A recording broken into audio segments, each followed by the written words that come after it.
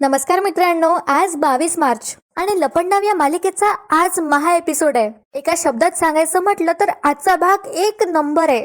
कान्हाला गौतमने स्वतः मनस्विनी बद्दल खरं खरं सांगून टाकलंय आणि सखी आणि तेजस्विनीची म्हणजे तिच्या खऱ्या आईची आज भेट होणार आहे. सगळे डॉट्स आपाप जुळत जातात आणि कान्हा बरोबर तेजस्विनी पर्यंत पोहोचतो. पण हे सगळं बघणं खूपच इंटरेस्टिंग आहे. आणि मित्रांनो, आजचा भाग 1 तासाचा असल्यामुळे आपण 2 व्हिडिओज टाकणार आहे, पार्ट 1 आणि पार्ट 2 मध्ये. तर मित्रांनो, हा पार्ट 1 आहे.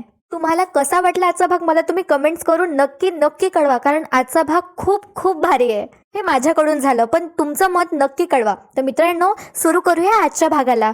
कान्हा सखीला म्हणतो की हे पॉलिसीचे पेपर्स आहे आणि यावर नॉमिनी म्हणून तुमची सही हवी आहे. कान्हाने सखीला डेटवर बाहेर नेलं असतं, पण आता सखी त्यावर एक अट टाकते आणि म्हणते, नाही, आधी तू मला आय लव्ह यू टू सखी असं म्हण. कान्हा म्हणत असतो की नाही ना, इथे इतके लोक आहेत, चांगलं नाही वाटत. तर सखी म्हणते, कोणते लोक? सगळे आपापली कामं करत आहेत. आता सखीने हट्ट धरून बसली असते सखी, त्यामुळे आता कान्हा फायनली आता सखीला म्हणतो. बघा तो कसं म्हणतो. पहिले तर कान्हा सखीला म्हणतो, सखी मॅडम. तर आता सखी म्हणते, मॅडम नाही. तर आता कान्हा हिम्मत गोळा करतो त्याची आणि सखीला म्हणतो, सखी मॅडम, आय लाईक यू. तर आता सखीला तर पहिले हे खटकतं आणि सखी कान्हाला म्हणते, हाफ चड्डी, हे चीटिंग येणार आहे. पण ठीक आहे, हरकत नाही. तू जरी आय लाईक यू म्हणला असलास ना, तरी सुद्धा मला आय लाईक यू असं नाही, पण आय लव्ह यू असंच ऐकू आलंय. आणि आता सखी लगेच कान्हाला म्हणते, सांग मग कुठे करायच्या सह्या? तर मित्रांनो, हे प्रॉपर्टीचे पेपर्स असतात ज्यामध्ये लिहिलं असतं की सखी तिच्या नावाने असलेली सगळे मालकी हक्क कान्हाच्या नावाने करत आहे. माझ्या सांगण्यावरून आता कान्हाला हे सगळं करावं लागतं. तर कान्हा पटकन ते पेपर्स सखीला काढून देतो आणि पेन सुद्धा देतो तिच्या हाती. आणि सखी आता सही करणार असते, पण कान्हा म्हणतो, अहो एकदा वाचा तरी, त्यावर काय लिहिलंय ते. सखीचा तर पूर्ण विश्वास असतो कान्हावर. तर सखी कान्हाला म्हणते, मी माणूस वाचलाय, कागद वाचायची काय गरज. तर आता कान्हाला गिल्टी वाटत असतं. आणि बघा मित्रांनो, किती अडथळे येते सह्या करण्यात. आता तर सखीला अचानक थंडी वाजू लागते. कान्हा म्हणतो, काय झालंय? काय थंडी वाजताय का? तर सखी म्हणते, हो ना, एकदम असं वारं सुटलंय ना. आता सही करायची बाकी असते आणि सखी पेन तसंच ठेवून देते आणि कान्हाला म्हणते, थांबा, गाडीमध्ये जॅकेट आहे, मी लगेच घेऊन येते. तर कान्हा म्हणतो, थांबा, मी घेऊन येतो. पण सखी काहीच ऐकत नाही. सखी म्हणते, अरे नको, तुला थंडी वाजेल, थांब, मीच आणते. आणि बघा मित्रांनो, हे जॅकेट कोणाचं असतं ते. सखी आता सही न करताच तिथून उठते आणि जॅकेट घ्यायला जाते. कान्हाचं लक्ष जातं आता. सखीने टेबलवर सन्हा असं लिहिलं असतं, त्याकडे कान्हाचं लक्ष जातं आणि त्याला जो ते करणार आहे त्याचं आणखीच वाईट वाटू लागतं. आता सखी परत येते आणि ती कान्हाला म्हणते, आता मला बरं वाटतंय. सखीने आता जॅकेट घालून ती आली असते आणि ती कान्हाला म्हणते, आता मी सह्या करते. आणि बघा मित्रांनो, काय होतं, सखी आता सही करणारच असते तितक्यात तो वेटर परत येतो आणि सखीला म्हणतो, मॅडम सॉरी, बट तुम्हाला ते कमी तिखटचं हवं होतं ना, तर चेक करून घेता का, बरोबर झालंय का? तर सखी म्हणते, हो आलेच. आणि सखी आता उठते आणि जाते विदाऊट सही करता. तर कान्हा सखीला थांबवतो आणि म्हणतो, तुम्ही सह्या करून घ्या ना, मी बघतो काय ते. सखी म्हणते, अरे थांब, 2च मिनिटं लागेल, मी लगेच आले. आणि बघा मित्रांनो, काय होतं, कान्हाचं लक्ष सखीच्या त्या जॅकेटकडे जातं आणि त्या जॅकेटकडे बघून कान्हाला आश्चर्याचा धक्काच बसतो, कारण या जॅकेटवर मागून त्रिशूल काढलं असतं आणि हे जॅकेट गौतमचं असतं. कान्हाला आता लगेच आठवतं की त्याला कोडं देणारा माणूस तो सुद्धा जॅकेट घालून आला होता, असं ऑफिसमधल्या राजेश मामांनी सांगितलं होतं कान्हाला. कान्हा आता लगेच सखीजवळ जातो आणि तो लगेच सखीला विचारतो, हे जॅकेट कोणाचं आहे, तुमचं आहे का? तर आता सखी कान्हाला म्हणते, अरे हे जॅकेट नाही आहे, हुडी आहे हे. कान्हा म्हणतो, अरे हो तेच ते, हे तुमचं आहे का?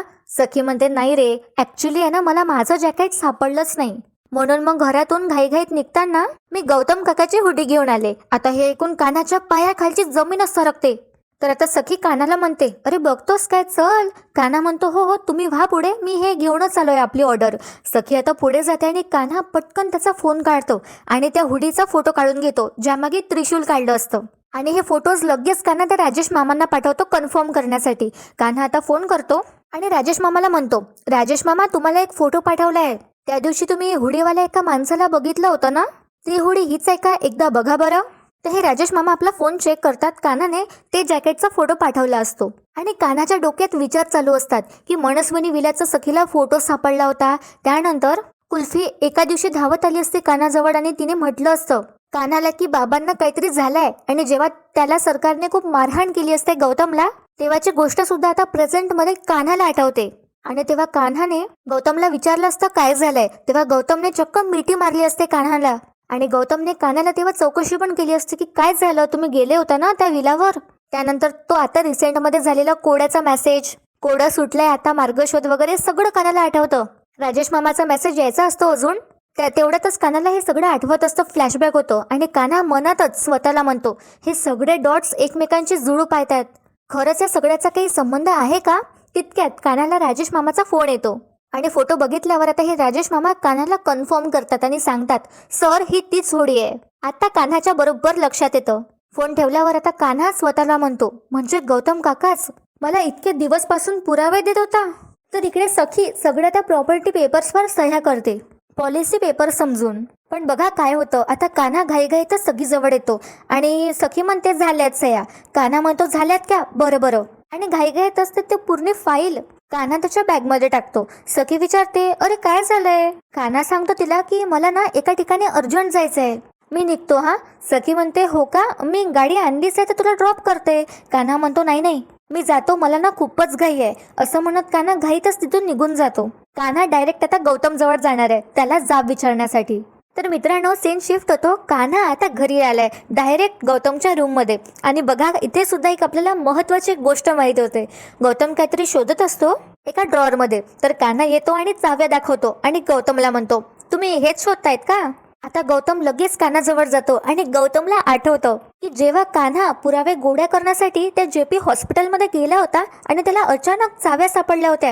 एका माणसाचा त्याला धक्का लागला होता आणि चाव्या खाली पडल्या होत्या. तर मित्रांनो हा माणूस दुसरा कोणी नसून गौतमच असतो हुडीमध्ये. आणि त्याने तेव्हा सुद्धा कान्हाची मदत केली असते आणि म्हणूनच तिथून कान्हाला समजलं असतं की ह्या दोघी तेजस्विनी आणि मनस्विनी जुळ्या बहिणी आहे. खूप मोठा ट्विस्ट होता इथे. तर गौतमला हे आठवतं आणि गौतम कान्हाला म्हणतो अरे हो हेच शोधत होतो मी, तुला कुठे सापडली, दारापाशी पडली असेल ना.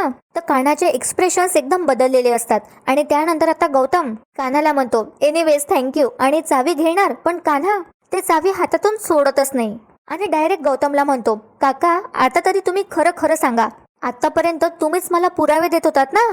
तर आता गौतमला कुल्फीच्या जीवाची भीती असते म्हणून तो म्हणतो की कुठले पुरावे, कोणते पुरावे कान्हा, तू काय बोलत आहे मला काहीच नाही समजत आहे, माझा या गोष्टींशी संबंधच नाहीये. तर कान्हा म्हणतो काका माझ्याकडे वेळ फार कमी आहे, प्लीज मला सगळं खरं खरं सांगा, तुम्हाला तुमच्या कुल्फीची शपथ. आणि त्यामुळे आता शपथ दिल्यामुळे गौतम सगळं कान्हाला खरं खरं सांगून टाकतो की कसं त्याला माहिती झालं होतं, कसं तो गोडाऊन पर्यंत पोहोचला होता आणि कसा त्याच्या खऱ्या वहिनीला तेजस्विनी कामतला भेटला होता आणि जी घरात बाई वावरतीये ती तिची सख्खीच जुळी बहीण मनस्विनी आहे. आणि कान्हाला आता सगळं सत्य समजलं असतं. पुढे हे गौतम काका सांगतात सुद्धा कान्हाला की कुल्फीसोबत त्यांनी काय काय केलं होतं या मनस्विनीने आणि तिने खूप वेळा गौतमला धमकावलं होतं, त्याला मारलं होतं, सगळं काय ते गौतम सांगून टाकतो आता कान्हाला.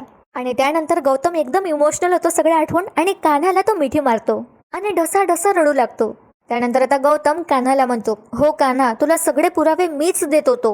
बघा मित्रांनो इथे काय होतं, सीन शिफ्ट होतो आणि जे लायटर तेजस्विनीला सापडलं असतं, तेजस्विनीने त्याच्या मदतीने त्या लायटरच्या मदतीने आउट हाऊस मध्ये पूर्ण धुवा केला असतो आणि काहीतरी जाळलं असतं. तर हा गुंड लगेच आतमध्ये जातो बघण्यासाठी, तर त्या आउट हाऊस मध्ये पूर्ण धूर झाला असतो आणि त्यामुळे काहीच दिसत नसतं. हा गुंड आतमध्ये येतो आणि तेजस्विनी आता लपली असते. थोड्याच वेळात तिथे सखी सुद्धा येणार आहे. तर हा मनस्विनीचा गुंड आतमध्ये शोधू लागतो तेजस्विनीला आणि म्हणतो कुठे गेली आहे ही, सरकारांना जर कळलं ना तर ती माझा जीव घेईल, या बाईला शोधलंच पाहिजे. असं म्हणत हा गुंड आता त्या खोलीच्या बाहेर पडतो आणि बाहेर जाऊन तो तेजस्विनीला शोधू लागतो.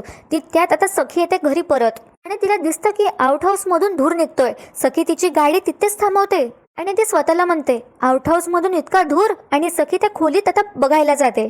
तेजस्विनी आता त्या आउट हाऊसच्या बाहेर निघणार तितक्यात तिथे आता सखी येते आणि ती सगळ्या आउट हाऊस मध्ये इकडे तिकडे बघू लागते. आता खूप दूर झाला असतो म्हणून तिला काहीच दिसत नाही, पण आता तेजस्विनीला वाटत असतं की ही सरकारचीच कोणीतरी बाई आहे. म्हणून तेजस्विनी आता सखीपासून लपू लागते आणि ही आपली सखी सगळीकडे शोधू लागते. तितक्यात तिचं लक्ष आरशाकडे जातं आणि त्या आरशामध्ये तिला दिसतं की कोणीतरी लपून आहे आणि त्या व्यक्तीने ब्लँकेट घेतले आपल्या अंगावर. सखी थोडी घाबरते आणि अचानक अशी ते डायरेक्टच बोलते कोण आहे. सखी आता तिचे पावलं हळू करते आणि घाबरतच ती बघू लागते की कोण लपलंय तिथे. सखी आणखी जवळ जात असते तेजस्विनीच्या आणि म्हणते कोण आहे तिकडे. तर तेजस्विनी तिचं तोंड झाकते त्या ब्लँकेटने. सखीला आता तेजस्विनीचा हात दिसतो आणि सखी तो हात पकडून घेते. सखी आता परत विचारते की तिकडे कोण आहे म्हणून, पण तेजस्विनी तिच्या तोंडातून आवाज काढत नाही. आणि खूपच दूर झाला असतो खोलीमध्ये, त्यामुळे आता सखीला सुद्धा समजत नाही की कोण आहे. सखी आता तो व्यक्ती पडू नये म्हणून पटकन त्या व्यक्तीचा हात पकडते, पण तिला माहिती नसतं की ही तिची स्वतःची सखी आई आहे म्हणून. हात पकडल्यामुळे आता तेजस्विनी खूपच घाबरते. तिला वाटत असतं की सरकारने तिला पकडलंय. तेजस्विनी आता समोर येत नाही आणि सखीचा हात सोडवण्याचा प्रयत्न करते. तर मित्रांनो, इथे आता सीन शिफ्ट होतो. गौतमने आता कान्हाला सगळं सांगितलं असतं आणि हे ऐकून आता कान्हा म्हणतो, बाप रे, पण आता सरकारचा हा भूतकाळ फार वेळ लपून नाही राहणार. तर गौतम आता वॉर्निंग देतो आणि कान्हाला म्हणतो, कान्हा, तुला माहिती नाही आहे ती बाई काय चीज आहे ते, शी इज डेंजरस. तर कान्हा म्हणतो, असू द्या. गौतम म्हणतो, अरे नाही, तुझ्या जीवावर बेतेल असं काहीच करू नको, जे करशील ते काळजीपूर्वक कर. तर कान्हा म्हणतो आता गौतमला, ती कशी असो काका, मला फरक पडत नाही, आता मला फक्त सरकारच्या बहिणीला शोधून काढायचं आहे. तर आता गौतम सांगतो, वहिनीला सरकारने आधीच त्या जिथं होत्या तिथून हालून टाकलंय, त्यामुळे आता वहिनी कुठे आहे ते मलाही नाही माहिती. कान्हा म्हणतो, कदाचित त्यांनी, आणि कान्हा एकदम थांबतो आणि त्याला कशाचा तरी जडका वास येतो. जो दूर आउट हाऊस मध्ये तेजस्विनीनेच केला असतो त्याचा वास आता घरापर्यंत पोहोचला असतो, म्हणजे बंगल्यापर्यंत. कान्हा तर इकडे तिकडे बघतो आणि गौतमला म्हणतो, काका, जळण्याचा वास येतोय का कुठून? तर इथे आता सीन शिफ्ट होतो आणि सखी सुद्धा त्या बाईचा हात सोडतच नाही, जो तिच्या खऱ्या आईचा हात असतो. पण बघा मित्रांनो, काय होतं, धूर इतका वाढला असतो त्यामुळे आता सखीला एकदम असं घुटमडायला लागतं आणि सखी आता श्वास घेऊ नाही शकत, कारण तिला त्रास होत असतो त्या धुरामुळे. आणि सखी तिथेच आता चक्कर येऊन पडते आणि तेजस्विनीला वाटत असतं की तिची सुटका झाली आहे आणि ती आता तिच्या मुलीला म्हणजे सखीला भेटणार. तिलाही माहित नसतं की ही सखीच आहे म्हणून. तेजस्विनी आता सखीकडे बघते तर तिला चक्कर आली असते आणि सखी जमिनीवर पडली असते आणि तेजस्विनी बरोबर चान्स बघून हळूहळू त्या खोलीतून, त्या आउट हाऊस मधून बाहेर निघून जाते. धुरामुळे आता तेजस्विनीला सुद्धा त्रास झाला असतो आणि आता तेजस्विनी बाहेर येते तर तिथे तिचं लक्ष मनस्विनीच्या म्हणजे सरकारच्या गुंडाकडे जाते. त्यामुळे ती पटकनच सखीच्या गाडीच्या डिक्कीतच बसून जाते. आता तिला माहिती नसतं की ही कार कोणाची आहे वगैरे. तर हा गुंड तिथून निघून जातो आणि तितक्यात तिथे आता कान्हा येतो आणि त्याला समजतं की तो जो जडका वास आहे तो आउट हाऊस मधूनच येतोय. कान्हाचं लक्ष आता सखीच्या पर्सकडे आणि तिच्या गाडीकडे सुद्धा जातं आणि सखीला शंका येते आणि कान्हाला शंका येते आणि कान्हा स्वतःला म्हणतो, सखीची बॅग, सखी आत तर नाही गेली? आणि कान्हा पटकन धावतच आउट हाऊस मध्ये जातो आणि त्याचं लक्ष आता सखीकडे जातं. सखी आता लगेच खाली बसतो आणि म्हणतो, बेबी सरकार उठा ना. सखी आता बेशुद्ध असते म्हणून कान्हा तिला त्याच्या हातात उचलतो आणि तेजस्विनी त्याच कारच्या डिक्कीमध्ये बसली असते. कान्हा पटकन ड्रायव्हरला बोलावतो आणि कारची डिक्की उघडायला सांगतो. त्यानंतर कान्हा सखीला बॅक सीट मध्ये आरामात असं बसवतो आणि कान्हा सखीला हॉस्पिटलमध्ये घेऊन जातो. आणि आता तेजस्विनीला समजतं की गाडी सुरू झाली आहे आणि ती आणखीच घाबरू लागते. इकडे आता हा गुंड आतमध्ये येतो आणि परत तेजस्विनीला शोधू लागतो. आता त्याला समजतं की तेजस्विनी गायब झाली आहे. तिकडे आता दुसरा गुंड येतो आणि तो विचारतो, भेटली का रे ती? तर हा गुंड म्हणतो की नाही ना, पण जर सरकारला समजलं तर ते जीव घेतील माझा. तर हा दुसरा गुंड म्हणतो, हे बघ, ती बाई पळाली ते फक्त तुला आणि मला माहिती आहे. सरकारला अजून यातलं काहीच कळलं नाहीये, म्हणून ती बाई भेटेपर्यंत सरकारला काहीच कळवायचं नाही, काहीच सांगायचं नाही. ती बाई जास्त लांब गेली नसेल, चल पटकन आपण दोघं मिळून शोधू तिला. असं म्हणत हे दोघंही गुंड बाहेर जातात तेजस्विनीला शोधण्यासाठी. पण मित्रांनो, ट्विस्ट तर अजून बाकी आहे. बरोबर गोष्टी जुळत जातात. तर कान्हा इथे आता हॉस्पिटलमध्ये आला असतो सखीला घेऊन आणि तिथे एक माणूस पॉम्पलेट वाटत असतो आणि सगळ्यांना म्हणत असतो, दादा, ताई, महाभंडार आहे हा उद्या, त्याचा लाभ घ्या. तर कान्हा आता सखीला परत त्याच्या हातात असा घेतो आणि तिला उचलून तो हॉस्पिटलमध्ये नेत असतो. तर हा माणूस कान्हाला सुद्धा अडवतो आणि म्हणतो, दादा, उद्या महाभंडार आहे, त्याचा लाभ घ्या. तर कान्हा त्या माणसावर ओरडतोच आणि म्हणतो, तुम्हाला कळत नाही का इथे परिस्थिती काय आहे ते? माझ्या हातात पेशंट आहे ना, बाजूला व्हा. असं म्हणत कान्हा पटकनच हॉस्पिटलमध्ये जातो सखीला घेऊन आणि बाहेर येऊनच तो डॉक्टर डॉक्टर अशी हाक मारू लागतो. कान्हा खूप पॅनिक झाला असतो. तर मित्रांनो, इथे आता तेजस्विनी त्या डिक्कीतून बाहेर निघते. ती सुद्धा आता सखी आणि कान्हा बरोबर त्या गाडीच्या डिक्कीत बसूनच आली असते हॉस्पिटलमध्ये. तर हा जो माणूस आहे जो पॉम्पलेट विकत असतो, वाटत असतो, तो आता तेजस्विनी जवळ सुद्धा येतो. पण तेजस्विनीची जी शाल असते मित्रांनो, ज्यावर गाय वासरूचं चित्र असं बॅच म्हणून असतं, तर ते गाय वासरूचं बॅच कान्हाच्या जी कार असते त्या डिक्कीच्या मागे अशी फसते. तेजस्विनी आता ते काढण्याचा प्रयत्न करते, पण आता डिक्की लॉक झाली असते. तितक्यात आता हा माणूस तेजस्विनी जवळ येतो आणि म्हणतो, ताई, उद्या महाभंडार आहे हा, त्याचा लाभ घ्या हा ताई. तर तेजस्विनी ते पॅम्पलेट तिच्या जवळ घेते आणि हा माणूस आता तेजस्विनीकडे असा बघतो आणि तिथून निघून जातो. तर मित्रांनो, तेजस्विनीचं ब्लँकेट अख्खच्या अख्खं ते डिक्कीतच राहिलं असतं, कारण ते त्याच्यामध्ये फसलं असतं. तर मित्रांनो, इथे आता सीन शिफ्ट होतो. कान्हाने आता सखीला घरी आणलं असतं. तर डॉक्टरची ट्रीटमेंट घेतल्यानंतर सखीला थोडं बरं वाटतं. कान्हा सखीला त्यांच्या खोलीत घेऊन येतो आणि तिला आराम करायला सांगतो. त्यानंतर कान्हाला एक फोन येतो, जो त्याच्या आजीचा फोन असतो. आपल्याला तर माहितीच आहे मित्रांनो की कान्हाच्या आजीने त्याला का बरं फोन केलाय असं. तर कान्हा आता खाली येतो. फोन उचलल्याबरोबर आता कान्हाला म्हणतात, काम झालं का? कान्हा म्हणतो नाही, अजून सखीने सही नाही केली. तर मित्रांनो, सखीने सह्या केल्या असतात, पण कान्हा त्याच्या माशी खोटं बोलतो. तर आता कान्हाला म्हणतात, काय रे कबीर, तुला काय झालंय? तू तुझं ध्येय विसरतोयस, विसरू नकोस. तेजस्विनीने तुझ्या बापाला. तर कान्हा लगेच म्हणतो, त्याच्या तोंडातून निघून जातं की माझ्या बापाला हिने. कान्हाच्या एकदम लक्षात येतं की तो घरात आहे आणि कोणीही ऐकू शकतं त्याचं बोलणं, म्हणून कान्हा एकदम गप्प बसतो. कान्हा आता इकडे तिकडे बघतो. विचारतात आता कान्हाला, काय म्हणाला? कान्हा म्हणतो, नाही नाही, काही नाही. मला सही घ्यायला जरा वेळ लागेल, अशी गडबड करून चालणार नाही. योग्य वेळ आली की होईल सगळं नीट, असं म्हणून कान्हा फोन ठेवून देतो. पण मला आता डाऊट येतो आणि म्हणतात, याला काय झालं असेल? कान्हा आता ऑलरेडी टेन्शन मध्ये असतो आणि त्याला समजत नसतं की खऱ्यात तेजस्विनी कामतला या सरकारच्या बहिणीला कसं शोधायचं. कान्हा आता त्याच्या घड्याळीकडे बघतो तर 12 वाजले असतात. कान्हा म्हणतो, 12 वाजले आहेत आणि सरकारचा वाढदिवस सुरू झालाय, असं कान्हा स्वतःला म्हणतो त्याच्या वॉचकडे बघून. आणि ही जी मनस्विनी आहे म्हणजे सरकार आहे, ही तिच्या खोलीत वाईन घेऊन सेलिब्रेट करत असते तिचा बर्थडे. तितक्यात तिथे आता कान्हा येतो हिच्या खोलीत आणि मनस्विनीला म्हणतो, सरकार हॅपी बर्थडे. पण बघा मित्रांनो, कदाचित मनस्विनीला काहीतरी समजलंय कान्हाबद्दल. ती आता कान्हाला म्हणते, थँक्यू, पण तुझ्यावर सॉरी म्हणायची वेळ येणार नाही, तू आहे ना याची काळजी घे. कान्हा विचारतो, म्हणजे?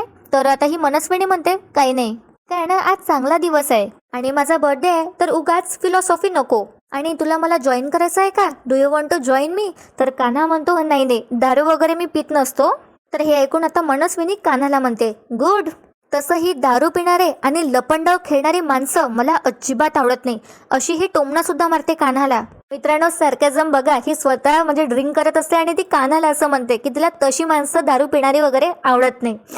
असं. तर आता काय होतं, कान्हा मनस्विनीच्या खोलीतच असतो आणि तो तिच्या आरशाकडे बघत असतो. तर या मनस्विनीचं लक्ष जातं की कान्हा आरशाकडे बघतोय आणि ती कान्हाला म्हणते, काय रे, काही स्पेशल आहे का त्या आरशात?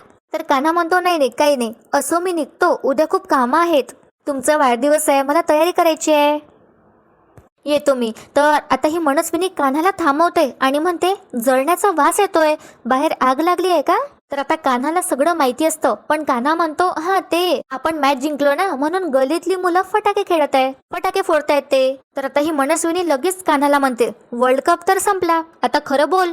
कान्हा आता हसतो आणि म्हणतो, नाही नाही, तुमचा काहीतरी गैरसमज झालाय, म्हणजे आपण वर्ल्ड कप जिंकलोय म्हणून लेकरं फटाके फोडत आहे असं मी कुठे म्हटलं? अरे, आपल्या गलीतली मुलं शेजारच्या गलीत जाऊन मॅच खेळलेत आणि तिथे ते जिंकलेत म्हणून ते फटाके फोडत आहे. तर आता मनस्विनी कान्हाला गप्प बसवते आणि म्हणते, हो कळलं मला, आउट. कान्हा आता स्माइल करतो आणि म्हणतो, हॅपी बर्थडे वन्स अगेन. तर ही एकदम उद्धट वागते आणि परत कान्हाला आउट असं म्हणते. कान्हा आता तिथून निघून जातो, पण आता मनस्विनी तिचा फोन तिच्या हाती घेते आणि लगेच ती तिच्या गुंडांना फोन करते. तिला शंका आली असते आणि फोन उचलल्याबरोबर ही मनस्विनी विचारते, ती बाई आतच आहे ना? तर हा गुंड सुद्धा आता खोटं सांगतो आणि म्हणतो, हो सरकार, ती आतच आहे. तर ही मनस्विनी म्हणते, ठीक आहे, येते मी आताच. तर हा गुंड घाबरतो आणि लगेच म्हणतो, नाही नाही सरकार, कशाला येता तुम्ही, इथे सगळं ठीकच आहे. तर ही सरकार त्याच्यावर ओरडते आणि म्हणते, आता तू मला सांगणार आहेस का मी काय करायचं ते? आणि तितक्यात आता हिचा वाढदिवस असतो म्हणून हिला फोन येतं बर्थडे विश करण्यासाठी. पण हिला आता जिवार येते आणि ही मनस्विनी म्हणते, मला ना हे बर्थडे कॉल्स अजिबात आवडत नाही, माझी झोप खराब करतात, पण बिझनेससाठी मला अटेंड करावंच लागतं. तर ही लगेच त्या गुंडाला सांगते की मी आता तिथे येत नाहीये, पण तुम्ही त्या बाईवर लक्ष ठेवा. असं म्हणत ही मनस्विनी तिचा फोन टेबलवर आपटते. आणि मित्रांनो, आपला पार्ट 1 मी इथेच थांबवतेय, कारण आपला एपिसोड खूपच लंबा होऊन जाईल, आपला व्हिडिओ खूपच लंबा होणार. पण मी लवकरच तुमच्यासाठी आजच काही तासातच पार्ट 2 आणणार आहे. आता पार्ट 2 बघण्यासाठी तुम्ही किती एक्सायटेड आहात मला कमेंट करून नक्की कळवा. 4:30-5 पर्यंत पार्ट 2 येऊनच जाणार. तर मित्रांनो, तुम्हाला कसा वाटला हा पहिला पार्ट आपल्या आजच्या खास महा एपिसोडचा मला कमेंट करून नक्की कळवा. आपल्या या व्हिडिओला लाईक करा, म्हणजे तुम्हाला पार्ट 2 लगेच दिसणार. आणि ज्याने चॅनलला सबस्क्राईब नसेल केलं तर पार्ट 2 साठी चॅनलला सबस्क्राईब करा. तर मित्रांनो, आपला पार्ट 1 शेवटपर्यंत पाहण्यासाठी खूप खूप धन्यवाद आणि पार्ट 2 नक्की बघा. मी या व्हिडिओच्या खाली लिंक टाकून देणार पार्ट 2 ची. चला तर मग, थँक्यू.